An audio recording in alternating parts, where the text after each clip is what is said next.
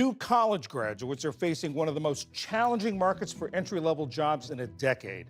My hope after graduating college was to go straight into a full time job in reporting. My initial plans were to find a local job in a magazine. I just wanted to find a job where I could write. I had aspirations of working for the GSA, General Services Administration.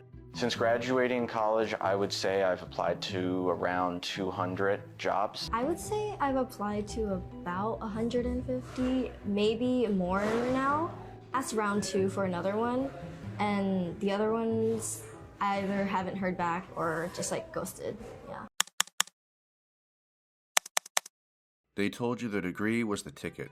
4 years, 6 figures of debt, and a handshake with the future. The class of 2025 walked across that stage believing they'd earned a place in the American workforce.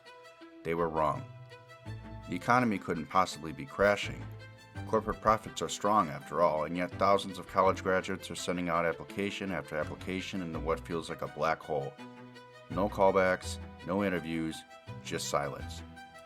Right now, 5.8% of recent college graduates are unemployed, the highest rate since 2013 outside of the pandemic. The economy is healthy, they say. These graduates are not.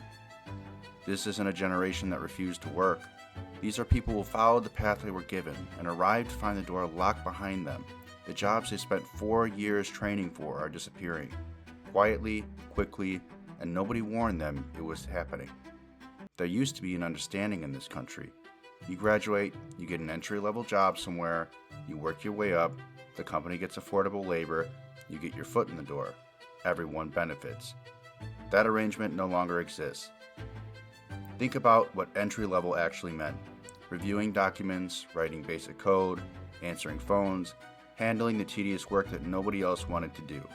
It wasn't glamorous, but it was how you learned, how you proved yourself, how you earned your way to the next opportunity. Now, law firms are feeding contracts into software that does in seconds what used to take a junior associate all week. Tech companies figured out that AI can handle the routine coding they used to assign new hires. Customer service departments are hollowing out because a chatbot doesn't require health insurance or bathroom breaks. The grunt work is gone, and the grunt work was the whole point. That was the way in. Nobody mentions this at graduation, but when you start your career, matters almost as much as what you study. There's research on this. People who graduate into weak job markets don't just struggle for a year or two and bounce back. The effects persist for over a decade. They start behind and they stay behind. Lower salaries, fewer promotions, weaker networks, the gap never fully closes. And right now, more than half of new graduates are underemployed. That means they're working jobs that don't even require a degree. Biology degrees working cash registers, computer science majors folding clothes at a laundromat, and once you get stuck in that kind of work, the data shows you tend to stay stuck. The first real job isn't just a paycheck, it's where you learn to operate as a professional, where you make the connections that carry you forward, where you develop skills that can't be taught in a classroom. Miss that window, and you're playing catch-up for years, if you ever catch up at all. AI didn't cause this alone, though. The timing made it worse. Since 2022, tech companies have laid off workers by the hundreds of thousands. Experienced professionals suddenly flooding the market, competing for the same positions that new graduates need.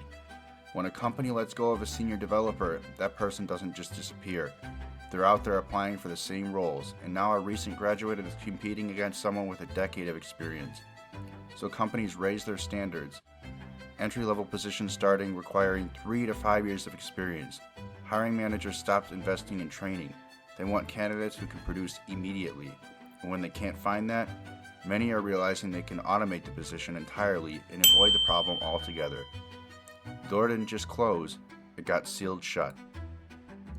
And the worst part of all this, many of these companies bet everything on AI being able to replace their workforce, and the technology isn't even ready yet. Some of the same companies that made headlines for mass layoffs are now quietly hiring again. The AI couldn't actually do the job. Klarna, for example, cut staff assuming chatbots could handle customer service. Months later, they started bringing humans back because customers still wanted to speak with a real person. IBM announced plans to replace thousands of positions with automation. 2 years in, and they've only managed to replace a couple hundred, and now they're actively hiring more developers than ever before. Even the best AI systems on the market right now, studies show they can only complete about a quarter of the tasks they've been assigned. The technology companies are betting on AI that doesn't even work yet, but the jobs are already gone. None of that helps the recent graduate who got passed over in the meantime. The jobs disappeared before the AI was even capable of doing it.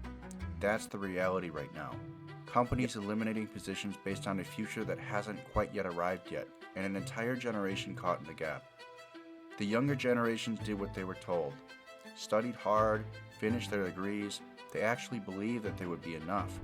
But it doesn't work that way anymore. Some of them will adapt, find alternative paths, build something new, but many are going to fall through the cracks. Not because they lacked intelligence or work ethic, but because the rules changed while they were still following the old ones. The entry-level job was never just about a paycheck. It was a promise. Do the right things and there's a place for you here.